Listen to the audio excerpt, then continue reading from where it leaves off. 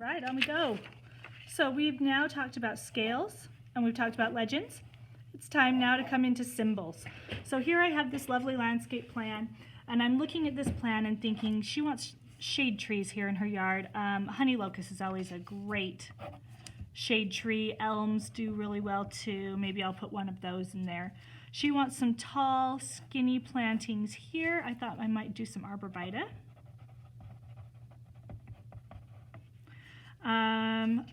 And then there's really not going to be a whole lot of planting in here. I might put a couple of shrubs. Let's do a couple of spirea.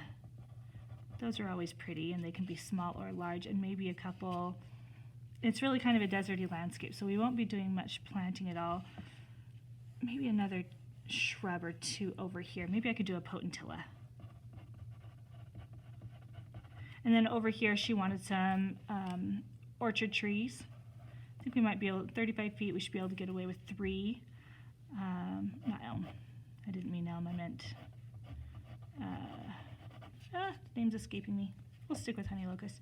Arborvitae, spirea, potentilla, then over here let's put an apple and some peaches. And if she wants to change those up, we can. Okay, so now I know what I want to plant here. This is an interesting plan because there isn't much room for perennials in this plan. So in your plan, when you do yours, it may be quite different, but I'm going to be doing a tree, a large shrub, 2 small shrubs, and 2 more trees, but there's actually like no perennials in this plan. That's all right, it's good for practice. So let's go ahead and begin.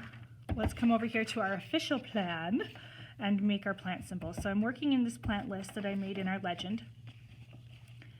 And I'm going to separate it into trees and shrubs.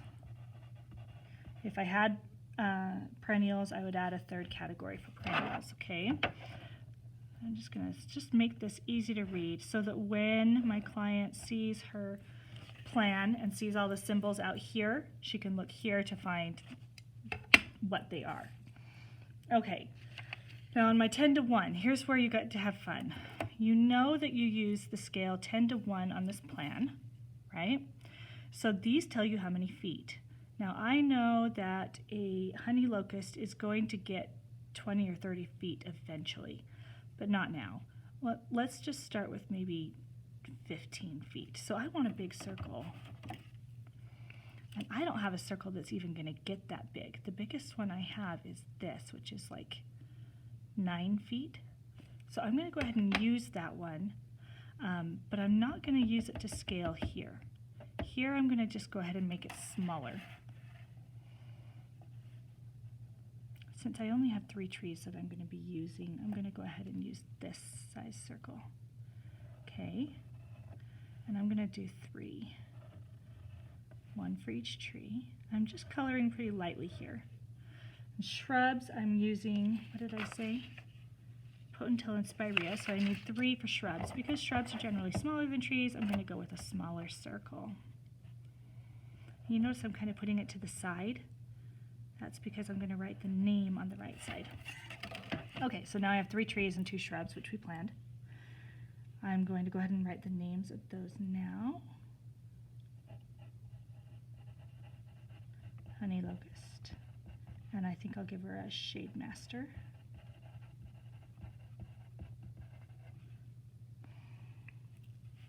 And let's do a golden delicious, a glow. Nope, golden, not glow.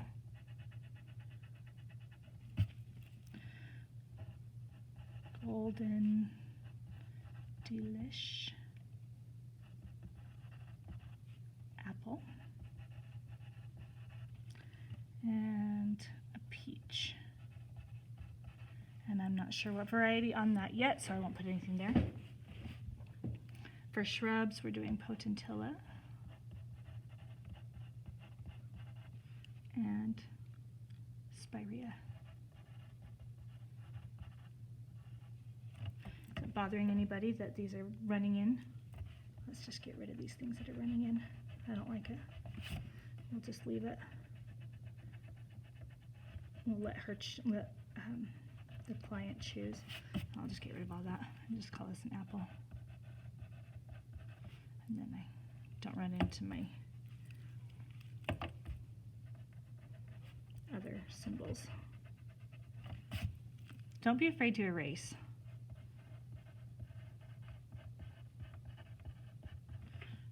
Erasing is part of planning, for sure. Okay, that looks better. Now I need to make my symbols. Now the fun part of landscape planning is that there are all kinds of symbols you can use, and it really doesn't matter what you use as long as it's one you like. So for honey locust, I'm going to take this symbol. Now if you don't even want to make symbols, you can simply use letters. I could call that H, A, P, P, O, and S. And there you go. I would have my symbols. That's all that's necessary. And then when you make your plan, you simply make a circle and put an H in it for honey locust. That's one way to do it. I'm going to teach you this other way just because it's more fun. Another way to make symbols is to take your circles. You have these lovely circles.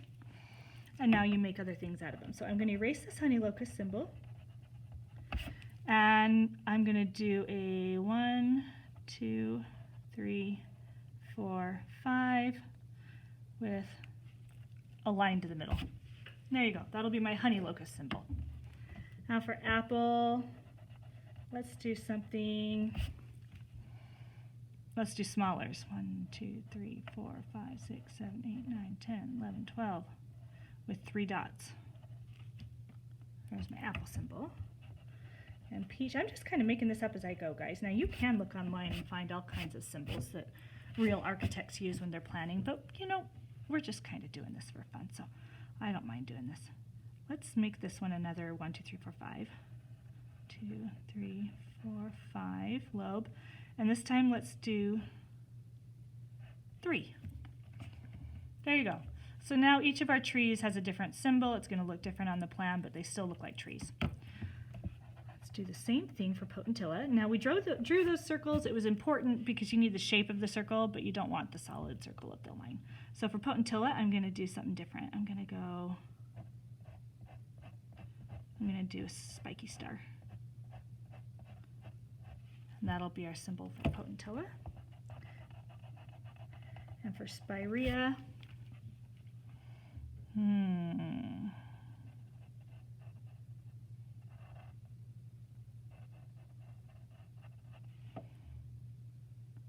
how about that? Is that good? There you go. We'll do a percentage sign. How about that? That's kind of fun.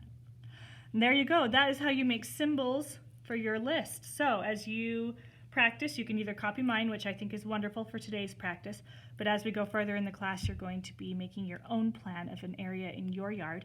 So keep in mind as you choose which plants you want to use, you'll need to make a little symbol for each of them, or just a circle with initials on the inside that really designate that plant. Whatever it takes to make sure that when you're planting in the plan, you don't have to write the names of the plants, but they can refer here to find out what you've been planting. Well done.